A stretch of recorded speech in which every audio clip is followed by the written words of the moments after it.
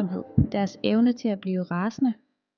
Når en slange føler sig truet, kan den ændre sig fra rolig til aggressiv på et splitsekund. Det er som om, de har en indbygget alarm, der går i gang, når de føler sig presset. Slanger bruger ofte advarselssignaler, før de går til angreb. De kan blæse sig op, hæve hovedet og lave en karakteristisk hissinglyd. Det er deres måde at sige, kom ikke nærmere. Hvis du ignorerer disse advarsler, kan du risikere at få et bid, som kan være livsfarligt, afhængigt af arten. Vidste du, at nogle slanger som kobraslangen kan være ekstremt aggressive, når de beskytter deres territorium?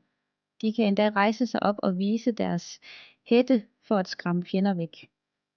Det er en imponerende, men skræmmende opførsel. Men ikke alle slanger er aggressive. Mange foretrækker at undgå konfrontation og vil hellere snige sig væk end at kæmpe. Det er en del af deres overlevelsesstrategi. De er mestre i camouflage og kan være svære at få øje på, når de ligger stille. Så næste gang du ser en slange, husk at respektere dens rum. De er ikke bare farlige rovdyr. De er også fascinerende skabninger med komplekse adfærdsmønstre. At forstå deres reaktioner kan hjælpe os med at leve i harmoni med naturen.